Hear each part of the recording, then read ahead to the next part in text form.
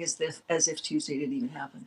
All right, Lori, we're going to have to cut it a bit short. We've got to go to PHAC. They are now talking about monkeypox here in this country. Let's listen. Les fluides organiques, peut-être des pustules, aussi des lésions cutanées. Mais on est toujours reste prudent parce que avec l'expérience au passé, c'est vraiment lié au voyage en Afrique. In past experience, it seems to be related mainly to travel. We're seeing that in European countries as well. There are chains of transmission that are not necessarily related to travel to Africa. Therefore, it's important to remain cautious and examine potential cases. This should also be done through the authorities in various countries to take samples when necessary for analysis. Question: is smallpox vaccine also effective against monkeypox?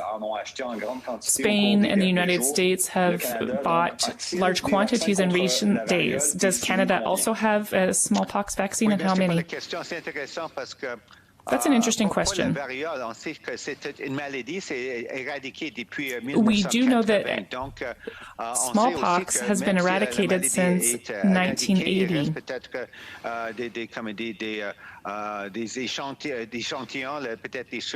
We do know that there may still be some samples in laboratories, and we do need to be ready in any cases of different variants. Some countries, including Canada, do have a certain number of smallpox vaccine doses. We do know that the vaccine is effective against monkeypox. One I'm thinking of is Imovune, which is authorized and approved for monkeypox. For the time being, we do have some doses. We are also currently discussing with Quebec about the possibility for using such doses. We need to continue our efforts. And across the globe, we need to also work on updating guidelines for use. All the indications for smallpox vaccine use are for use in cases of smallpox. We will have to examine what the indications would be for its use against monkeypox.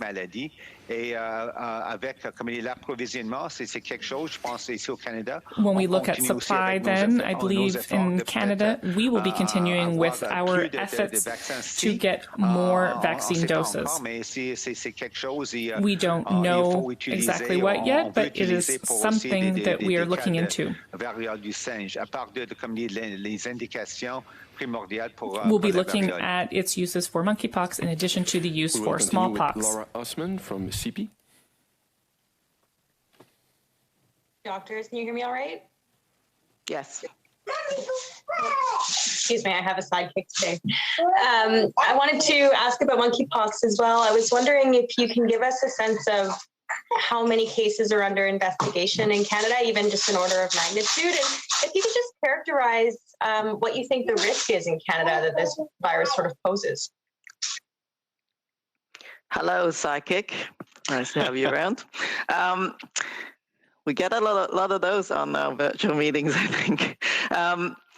So, yes, right now, I would say just under a couple of dozen people under investigation by local authorities, mainly in Quebec, but a couple of contacts being followed up in British Columbia as well, but only 2 cases confirmed.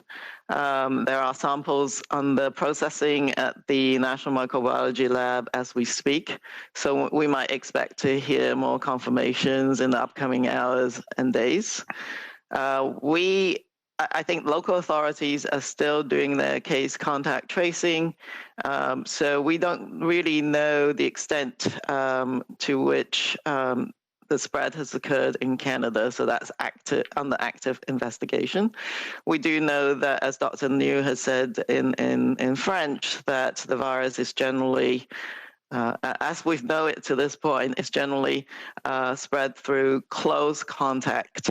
And so that could include household contacts, could include other close contacts. And so far, we do know that not many of these individuals are connected to travel to Africa, where the disease is normally seen.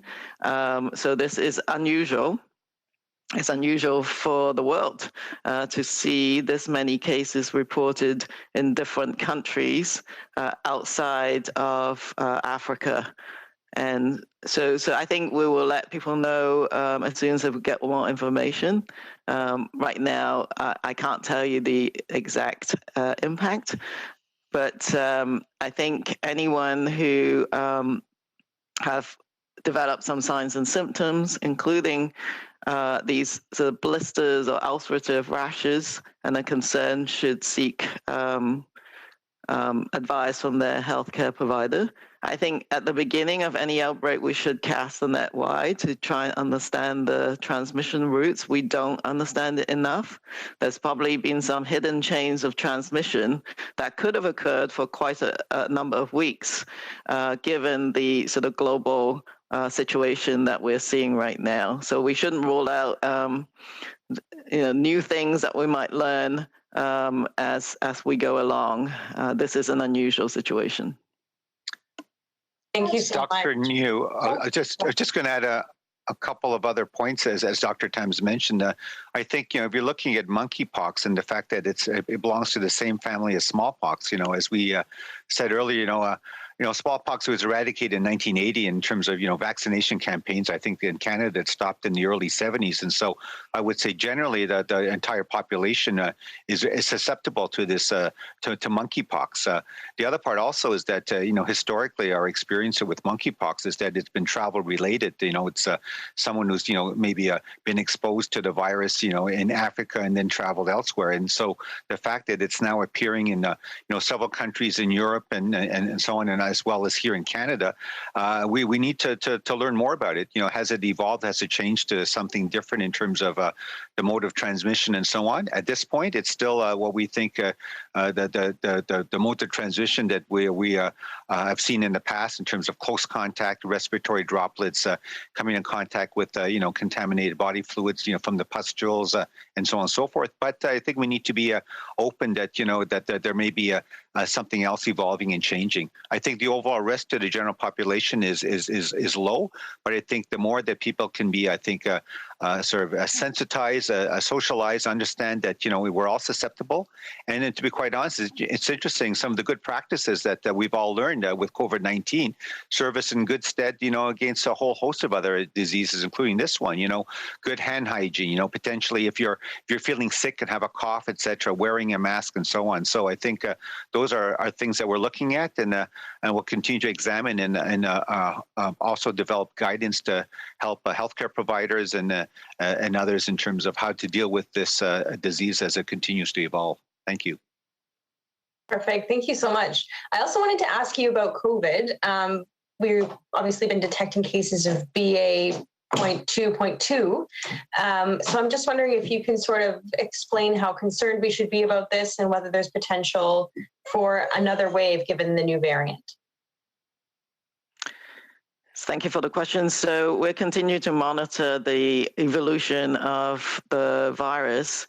The variants that you were talking about, I'm not sure which ones, but there's a number of BA2 and related variants.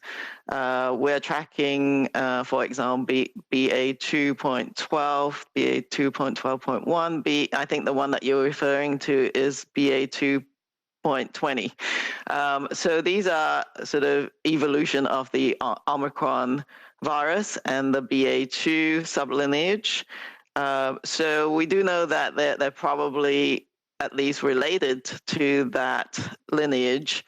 When we look at some of the parameters, we're learning about that some of them might have increased ability for transmission, a bit more increase in transmission capabilities that are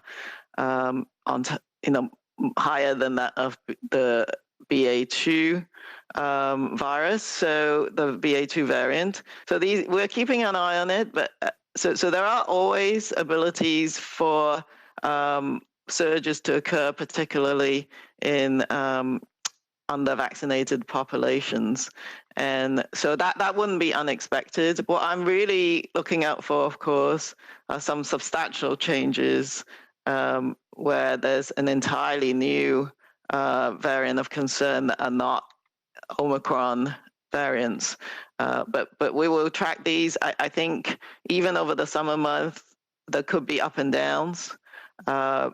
We hope we'll, as I said, remain cautiously optimistic and that we'll get a little bit of reprieve over the next couple of months and be ready for any resurgence in the fall. But anything can happen, and we just need to remain vigilant. All of those practices we just all talked about can help keep any resurgences as low as we can and keep a more balanced approach to the ongoing management. On va continuer avec Olivier Ferron-Boissé de TVA. Oui, bonjour. J'aimerais revenir rapidement sur la variole du singe. I'd like to go back to the monkeypox. Qui serait très longue jusqu'à We're talking about a long incubation period, as long as 21 days. De croire qu'il est possible qu'il y ait plus de cas en circulation en ce moment que Do you believe then that there could be more cases in circulation at this moment than have been reported because of this? This is because it would be a long time before somebody knew if they had monkeypox and could potentially pass it on to more people. It's a great question. We do know that the incubation period is between 5 and 21 days. Normally it's between 1 and 2 weeks, about 13 or 14 days. I do know that Quebec authorities, for example, have been conducting studies to monitor contact tracing. There are a few suspected cases, and they're in the process now of getting samples back from analysis.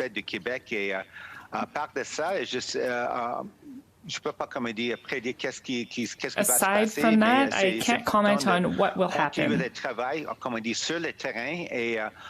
need to continue working on the ground and see how things will evolve. We've also been sharing information and discussing with all of the provinces and territories. As Dr. Tan said, even from cases in the United States, we do know that there may be contacts in other provinces such as British Columbia.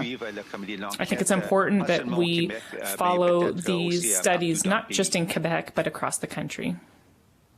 OK, merci pour ça. J'aimerais suivre sur la COVID-19, spécifiquement about COVID-19. BA2.12. This is with respect to the variant BA.2.2. qui échapperait à la vaccination, mais aussi there are cases seen in the United States that are evading vaccination. Do we think that this will be a faster spreading wave that could come to Canada as well?